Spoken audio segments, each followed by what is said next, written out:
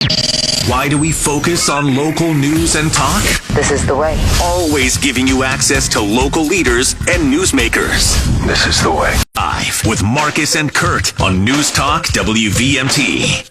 Welcome back to the Morning Drive. Marcus, Jamie's in for Kurt. Kurt's out on assignment. I think he might be herding penguins. I haven't quite heard what he's doing today. But anyway, we're joined now by Claire George. She's the owner of Butterfly Bakery down in Barrie. Good morning, Claire. Good morning. How are you doing? Doing very well. I got to tell you, I've been a big fan of Butterfly Bakery for a long time. Long time meaning before the hot sauces became a thing. And then the hot sauces became a thing. Now I'm even more a fan of Butterfly Bakery, which, of course, when I tell people you got to try this hot sauce, and then they go, "What's it called?" Butterfly Bakery. They have this look of confusion on their face. What is it like for you to kind of have this bakery and hot sauce business going kind of simultaneously under the same name? Yeah. So we get that question a lot, like, why are we called a bakery and why do we make hot sauce? We only get that question like once per person, and then they get used to the fact that we do it, and then they love it. I think it gives us a little intrigue on the shelf. You see a million hot sauce on their shelf, and you're like, "Hey, bakery! I bet this is a good hot sauce if a bakery is actually selling hot sauce." And then they buy it, and we sell more hot sauce. So it works out. So last night, I got to say, I was talking to my wife about the fact that I was going to speak to you today, and she goes, "Oh, I got some. We're having burritos, so let's have some hot sauce." I said, "Absolutely." She grabs it, and I look at it. Wolliver's Brown Ale. Now, oh, wow. Yeah, see, that was the reaction I was afraid I was going to get, because I have a feeling that Wolliver's Brown Ale bottle of hot sauce that I had might have been might be a little old. Yeah, that's probably a 200 number. I don't know if you've got the batch number in front of you there. But, it was a 60 out of 65 according to the bottle. For the bottle number, yeah. So those probably are 200 series lot numbers, which would have been the second year that we were making hot sauce. So yeah, that's got some age on it. I mean, if you've been keeping it in the fridge, it's probably just fine. But yeah, that was a while ago. That was our early farmers market days. That I don't think ever made it to a store. Okay, well, let's not focus on my his old condiments. Yeah, if all of a sudden I dart out of here in an emergency, that might be the reason. No, but look, I love your stuff. And how did your hot sauce become not just a staple, but you started taking on, and I think this may have added to why it's your staple, but you incorporated local beers into a lot of your hot sauce flavors. What was that? How did that decision come about? Yeah, honestly, I don't remember exactly why I started doing it, to be honest. I'm a constant experimenter with all of the things that I do. I'm always trying out new things, new ideas. It sounded good in my head, and I figured, let's give it a try. I like beer. Vermont has great beer. Let's put beer in hot sauce. Let's see what happens. It worked out really well. And then even before we were selling in stores, I would just, anytime I used somebody's ingredient in our hot sauce, I would make sure to give them a bottle. So if we were using blueberries from a local farm, I would give them a bottle of that. If we're using beer, I would give them a bottle of that. And so I would just drop it off at the local breweries. I'm like, look what I did with your beer. Isn't that wonderful? And I remember John at The Alchemist reached back out to me, and he was like, where do I get more of my favorite hot sauce? How do I get this? And we weren't even selling in stores at that point. We were just doing the farmer's market. Yeah. We might have even been out of peppers at that point in the season because we used to run out of peppers in the winter. But I think I managed to scrounge enough up, and I made some just for his employees, and then that relationship just built, and then we started doing stuff for Switchback and the Vienna Lager from Von Trapp, and then we did some spirits as well. We've got a great relationship with St. Johnsbury Distillery and our Maple Rum Chipotle.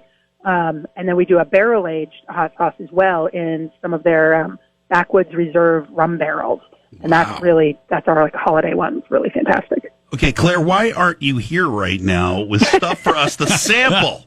I am really upset by this. I need something to sample. Oh, well, man. you should come by our new retail store. We just opened a retail store down at our shop, our new place in Barrie. You can come and sample everything. I will do that. I remember going and visiting you at the farmer's market, and I remember a time when people were insanely buying Hetty Topper on eBay for $40 because they were crazy and because they were out of state and couldn't get their hands on it. And I had a bottle or maybe 6 because I grabbed what I could along with my family. Everybody take your allotment, and we'll get our Hetty Topper hot sauce because it was so popular. And I wanted it for myself because it was delicious. Talk about, again, the peppers, because I heard your story on WCAX, and it sounds like almost by accident the pepper production started. Where you started one way, and then all of a sudden a farmer said, hey, I got some more, and boom, it kind of fell in your lap. Talk about that journey. Yeah, so we our farmers market sales were slumping. We weren't doing that great, and it was fine, but I was kind of like, either I'm going to do something different with my Saturday mornings, or I'm going to try to sell to the people who are coming here to the market. So I just, like I said, I'm an experimenter. So I just started experimenting with things, and we were just a bakery at that point. So, I was doing macaroons and cakes and crackers and stuff like that. And, it's all experimental things. Inevitably, some would sell a lot, some wouldn't sell as much. And then we would trade at the end of the market with farmers with the stuff that they had that didn't sell. So I'd get a lot of cilantro and parsley and chili peppers. So I had all these chili peppers, started making them into hot sauce, just to play around, try something out. And then that took off. Everybody was super excited about that.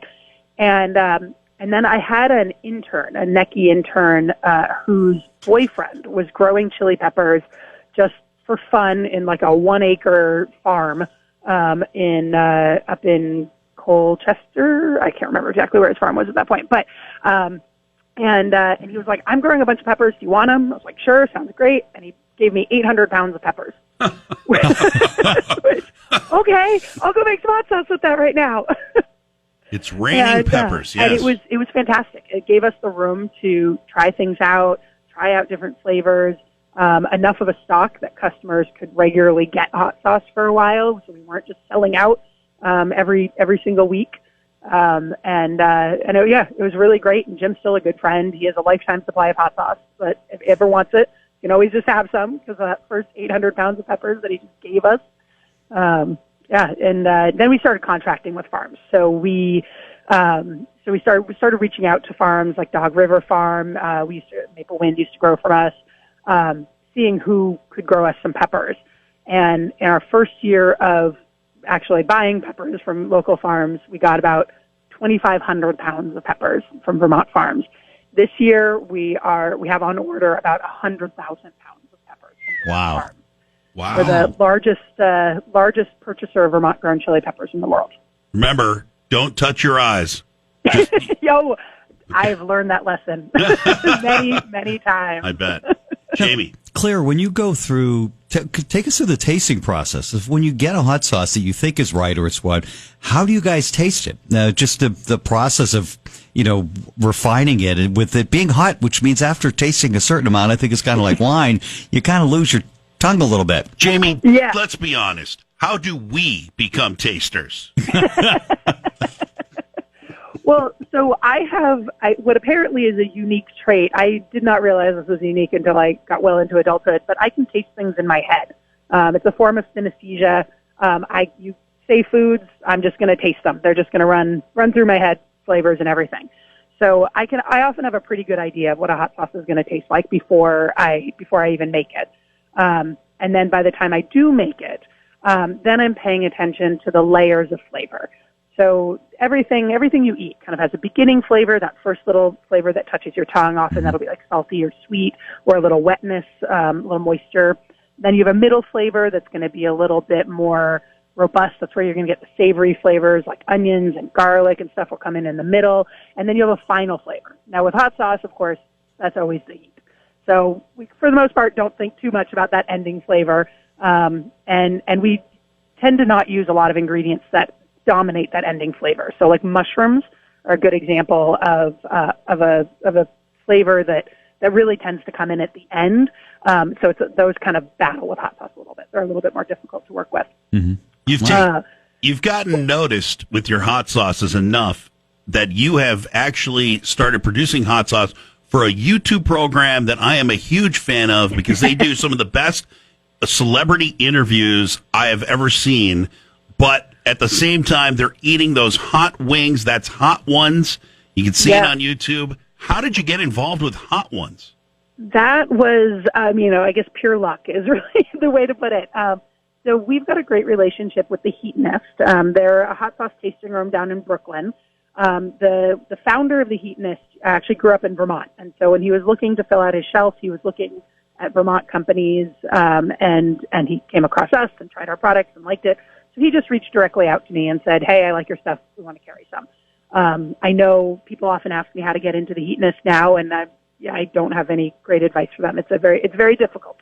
And then they kind of lucked into this contract with Hot Ones. The Hot Ones show was starting. They started in New York. They said, hey, do you want to curate some of the hot sauces for our show? And if you look at the very early season, it's a lot more mass brand hot sauces. And then when the Heat Nest took that over, it got into the more craft hot sauces and the really kind of specialty stuff. And so I've only had one product on Hot Ones, or one product of my own on Hot Ones. And that's our Maplewood smoked onion hot sauce. That's still our most popular hot sauce that we make. It's, we Maplewood smoke Vermont onions, usually Walla Wallas, which are really fantastic onions. Mm-hmm. And then we, cook that up with some red jalapenos. It's a really simple, like good food supporting hot sauce. And so that was, the folks over at the Heat Nest really liked it. They ran it over to the folks at Hot Ones, at First We Feast, and they really liked it. So we got it on season 7 of Hot Ones, which was, I think Jack Black was on there, and Weird Al Yankovic, Chrissy Teigen, some really, fun celebrities to watch. I've had a few other folks I've seen get on more than one season of Hot Ones. I'm still trying for that. We'll see. I've got a few things that I run by the Heat Nest folks on the regular, saying this one would be good for the Heat Nest. But it's really, they do the choosing process. There's really not a whole lot that the maker can do to get a product on Hot Ones. Well, make something that they really like. I keep watching. I'm a big fan of that show, so I've watched them all, and I have been paying attention to seeing whether or not they're labels I recognize. So I look forward to seeing a Butterfly Bakery label there in the lineup. I can't wait for something like that. Now, how many flavors of hot sauce do you currently make? I don't think that's a countable number. So we've got 9 big batch flavors of hot sauces, and those are the sauces that we sell to retail stores. We sell wholesale all over the world, and those are the ones that you'll see come back again and again. Then we have our micro batches, and micro batches are usually made in a batch size of about 10 to 12 cases. It's a really small batch, and we're just constantly experimenting, trying out new things. Sometimes micro batches come back, like we just had our Elderflower Ghost with St. Johnsbury Distillery's Elderflower Rum. That's been a really popular one that we bring back again and again. And then sometimes we just make them once and they never come back, like that Woolover's Brown Ale. I remember that one. I really liked it. And my wife said, it's got vinegar in it. I'm sure it's fine. Yeah. I feel fine. I'm fine. I'm alive. I survived. I'm good. Yeah, it's really interesting, the science behind what can make something spoil and what won't. If it's been stored well, it'll keep forever. Shelf life is really dependent on people not storing things well, and they just have to kind of make guesses on that. So if you've been storing it well, you'll be just fine. Now, Claire, once you've opened a hot sauce, do you recommend refrigerating it immediately and leaving it that way? Is that your recommendation? I like it refrigerated. That is a big point of contention in the hot sauce world. A lot of people don't want cold sauce on their warm food. Mm-hmm. I have friends who just leave all their hot sauces out, and they're fine. You get more yeast growth in there, which will kind of ferment it a little bit. It'll change the flavor. But the yeast that that grow in such a low pH environment are not really the yeasts that are going to make things bad in the food poisoning sense. So officially, I have to say, yes, refrigerate your sauce. Unofficially, I'll say do what you normally do with sauces, and it's fine. Now, you think about, you think of hot sauce, you think of wings, you think of tacos, you think of Mexican food. What are other foods that you like to pair your sauces to, fish or different meats and such, that other people might not think about as much? Well, I think one of the ones that you didn't mention that a lot of people do think about is pizza. Pizza is really good with like a sweeter sauce, like a sriracha or something with a little maple syrup in it. Or a hot honey is really good for pizza. I also really like it as a marinade. Staying on the maple bent, one of my employees really likes marinating beef in our maple rum chipotle hot sauce. And that sounds really good. I haven't actually tried that myself, but that sounds. So we all need invites over for dinner. Okay, gotcha. Yeah. All right, I'm with you, because that's something I want to try. And ramen soup, like Asian style soups, are really, really good with hot sauce. It's a great really idea. get a nice. It really changes the way the heat hits your mouth, and that's a really fun one too. I don't think there's a meal out there that I can't find a way to incorporate some sort of hot sauce. I mean, whether it's my eggs in the morning, I have even put it on vanilla ice cream at night. You got to find the right one. It can't just be anything, but it can add a nice little heat to it. But let me ask you this. I got to ask you this because we have our boss has a personal connection to Guster. So I got to ask how you got hooked up with this band making products with their label on it. Oh gosh, I love the Guster guys. My husband and I have always been big fans, independently. Before my husband and I met, we were both individually fans of Guster. I saw Guster first when they opened for Bare Naked Ladies out in California back in the 90s. And it was the first time that I was like, this opener band is fantastic. And then when my husband and I got married, we had put Guster's "Do You Love Me" from their Easy Wonderful album on. That was our first dance song. A lot of people have that as a first dance song in the Guster world. And so about 2 years ago, this was about 2 years ago, we went to a Guster concert at the Shelburne Museum. And because I own a business and they've got food and all of that, it's not uncommon for my husband and I to send goodie bags back to the band when we go to a show. So we've done that for a few other bands, like Carbon Leaf is another one that we really enjoy. And we just send it back. Sometimes it's really easy to get something back to the band. Sometimes it's a little harder. But we knew somebody who was working backstage at this Guster show. So we sent it on to him, and then he took it over to the band. And sometimes we get a shout out from stage, and that's always really fun. And we didn't get that with the Guster show, but that's fine. We love the band. And then a couple weeks later, I got a Facebook message from Ryan Miller, the lead singer there, and he just reached out and said, "Thank you so much for all the goodies." And the band all just went in on the bag, and everybody grabbed different things. And I got this jalapeno mustard. Jalapeno mustard, so good. I love mustard. So he and I chatted back and forth a little bit. Ryan lives in Williston, so he's a local, and that was, good conversation and all of that. And then I relayed it all to my husband, because, he's a big Guster fan too. And Nick, my husband, said, Guster, mustard, Ryan really likes mustard, Gustard. And I was like, oh, I really like that. I'm going to go tell Ryan. And he was like, no, don't tell Ryan. I was like, oh, too late. And yeah, I've had that conversation with my wife before too. Yes, I get it. And so Ryan loved the idea, and he ran it by his bandmates, and we went back and forth on different ideas. At one point, we were working on a mustard hot sauce idea that we were going to call Gustard, but we really felt like we should stay true to that jalapeno mustard that had kind of inspired it all. So Gustard mustard is a spicy dill pickle mustard. So we've got cucumbers and dill and garlic in there, and it's so good. It's our second best-selling mustard, second only to our Heady Topper mustard.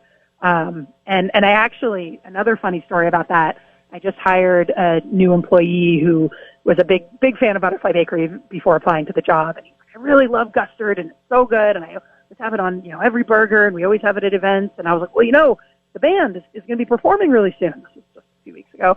And he was like, there's a band? Oh, no. I was like, great, you get to learn about one of my favorite bands. Oh, wow. Well, look, you're giving everybody an opportunity to explore and try new things. We're just about out of time, but are you still actually baking anything? We do bake, and actually that's been growing recently as well. Our bakery products are all maple syrup sweetened, staying true to the Vermont thing. We do a lot of whole grain. We do some gluten-free. We don't specialize in gluten-free because we do use gluten in our bakery. But we've got cookies. We've got granola. Our Mighty Tasty granola is our best-selling baked good that we sell. A raspberry almond cookie is really good. We still bake. It hasn't really shrunk in terms of how much we do. Like I said, it's actually growing a little bit, but in terms of percentage of our business, I think we're only at about 10% baked goods at this point. Well, this sounds great. And if people want to come check out the retail store, where do they need to go? Yeah, we're at 698 South Barry Road in Barry, Vermont, off of Exit 6. We also have a very robust website, and we ship all around the world from our website. ButterflyBakeryVT.com. It's a great website, great product, and yes, the hot sauce will last. So give it a shot, give it a try. Claire George, owner of Butterfly Bakery, thank you so much for the time this morning. Yeah, thank you. Thank you so much. This was great. I'll see you soon to try out some more and more recent flavors that you've got. All right? Yeah. All right, thank Claire. you. Take care. Bye.